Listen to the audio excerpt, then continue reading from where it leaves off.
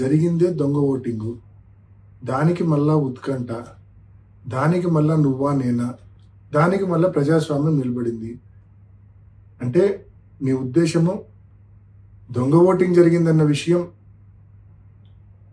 పులివెందుల మండల ఓటర్లకో లేక ఎంతో వైఎస్ఆర్ కడప జిల్లాకు సంబంధించిన ప్రజలకో మాత్రమే తెలుసు, రాష్ట్రంలోని మిగతా జిల్లాల వాళ్ళకు తెలియదు కదా. మన ఎల్లో మీడియాను అడ్డం పెట్టుకొని రాష్ట్రమంతా ఏదో నిజంగానే ఓటింగ్ జరిగింది, ఆ ఓటింగ్లో తెలుగుదేశం పార్టీ గెలిచింది అని చెప్పి మభ్య పెట్టచ్చు అని చెప్పి ఈ మాదిరి రాతలు రాయడము ఎంత అనైతికం అని చెప్పి నేను తెలియజేస్తా ఉన్నా. ఇది అనైతికం కాదా? అనైతికల్ కాదా? ఇది దొంగ ఓటింగ్ జరిగిందన్న విషయం మొత్తం స్పష్టంగా అందరికీ అర్థమైంది. అయినప్పటికీ మీరు ఈ మాదిరి రాతలు రాస్తా ఉన్నారంటే మీ న్యూస్ పేపరు, మీ ఛానల్ ఎంత అనైతికలో ఒకసారి గమనించుకోవాల్సిందిగా, ఇంట్రాస్పెక్ట్ చేసుకోవాల్సిందిగా నేను మనవి చేస్తా ఉన్నా. నిజమైన పోటీ జరిగి ఒక 5 ఓట్లతో తెలుగుదేశం పార్టీ గెలిచినా కూడా వారికి ఎనలేని తృప్తి, సంతోషం ఉండేది, మాకు ఎనలేని బాధ ఉండేది నిజమైన పోటీ జరిగింటే.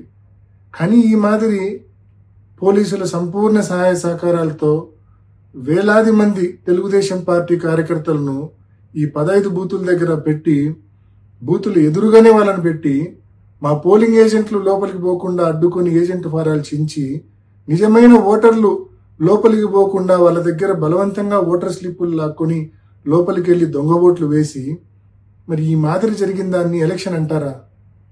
దీన్ని ఎలక్షన్ అంటారా లేకుంటే ఇంకేమైనా అంటారా? మీరు గెలిచినామని చెప్పి మీరు అనుకోవాల్సిందే తప్ప ప్రజలు అనుకునే పరిస్థితే లేదు. ఎందుకంటే పాపం ప్రజలు ఓట్లు వేసింటే కదా మీరు గెలిచినామని కేవలం మీరు అనుకోవాల్సిందే. మీ దొంగ ఓటర్లు కూడా కనీసం మీరు గెలిచినారనుకోరు, ఎందుకంటే వాళ్ళతోనే మీరు దొంగ ఓట్లు వేయించారు కాబట్టి. పులివెందుల మండల ఓటర్లు అసలే అనుకోరు, ఎందుకంటే వాళ్ళతో ఓటే వేయించలేదు కాబట్టి ప్రతిపక్ష పార్టీకి సంబంధించిన పోలింగ్ ఏజెంట్లను లోనికి రానివ్వకుండా, అదేవిధంగా నిజమైన ఓటర్లను లోనికి రానివ్వకుండా చేసుకున్న దాన్ని పోలింగ్ అంటారా? ఓటింగ్ అంటారా? దీన్ని ఎలక్షన్ అంటారా? సో దీన్ని ఎలక్షన్ అంటారా లేదా అనే విషయాన్ని నేను మీ విజ్ఞతకే వదిలేస్తా అన్నా. నిజంగా ఇది అనైతికమైన ఎలక్షను.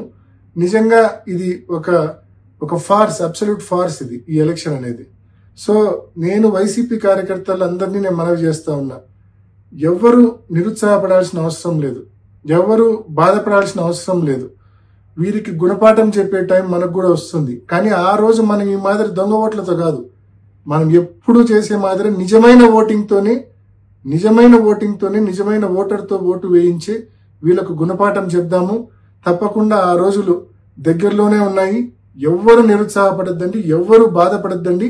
నా అడ్డ పులివెందుల్లోనే, పులివెందుల నా గడ్డ, పులివెందుల నా అడ్డ అని తిరిగినవాడు ఈరోజు పులివెందుల్లోనే జడ్పీటీసీ ఎలక్షన్స్లో దగ్గర మనకి ఓవరాల్ పోలైన ఓట్లు 7,814 ఓట్లు పోలైతే వైసీపీకి కేవలం 683 ఓట్లు రావడం పట్ల ఈరోజు ఈ గవర్నమెంట్ ఈ 1 ఇయర్ పరిపాలన అన్నది పులివెందుల ప్రజలు కూడా యాక్సెప్ట్ చేశారు అన్న సంగతి క్లియర్గా అర్థమవుతుంది. అన్నిటికీ మించి పులివెందుల ప్రజలు ఈరోజు ప్రజాస్వామ్యాన్ని రుచి చూశారు. ప్రజాస్వామ్యం అంటే ఇలా ఉంటుందా, ఓట్ల ఎలక్షన్స్ ఇలా జరుగుతాయా, నామినేషన్స్ ఇలా వేయొచ్చా అన్నది 40 సంవత్సరాలుగా కనీసం జడ్పీటీసీ ఎలక్షన్స్లో కానీ ఎంపీటీసీ ఎలక్షన్స్లో కానీ నామినేషన్ వేయడానికి కూడా వెళ్ళలేని పరిస్థితి నుంచి ఈరోజు 11 నామినేషన్లు వేసిన పరిస్థితి. ఈరోజు ప్రజాస్వామ్యాన్ని మేము ఇబ్బంది పెట్టామని మాట్లాడుతున్న జగన్మోహన్ రెడ్డి, ప్రజాస్వామ్యాన్ని కనుక మేమే ఇబ్బంది పెట్టుంటే 11 నామినేషన్లు ఎలా పడతాయి? ప్రజాస్వామ్యాన్ని కనుక మేము ఇబ్బంది పెట్టేటట్టయితే ఆ ఎన్నికల ప్రచారం ఎలా జరుగుతుంది? ప్రజాస్వామ్యాన్ని కనుక మేము ఇబ్బంది పెట్టేటట్టయితే అంతమంది రాత్రులు కూడా బార్లు తీరి ఎందుకు ఎలక్షన్లో ఓటుకు వినియోగించుకుంటారు? ఒక్కసారి మనం కూడా ఆలోచన చేసుకోవాలి. మాట్లాడితే లా అండ్ ఆర్డర్ ఉండదు, ఇంతమంది పోలీసులను పెట్టారు, అంతమంది పోలీసులను పెట్టారు అంటారు. 10,000 మంది ఓట్లేస్తున్న దగ్గర నీకు 900 మంది పోలీసులు ఎక్కువగా కనిపిస్తే జగన్మోహన్ రెడ్డి, మరి నీ రక్షణ గురించి నువ్వు సీఎంగా ఉండేటప్పుడు నీ రక్షణ గురించి 2,000 మంది పోలీసుల్ని చుట్టూ పెట్టుకొని పరదాల మాటలా చెట్లు కొట్టుకొని వెళ్ళిన పరిస్థితి కనిపించట్లేదా? మరి ఆ రోజా ఈ రోజా పరిస్థితి ఒకసారి ఆలోచించ.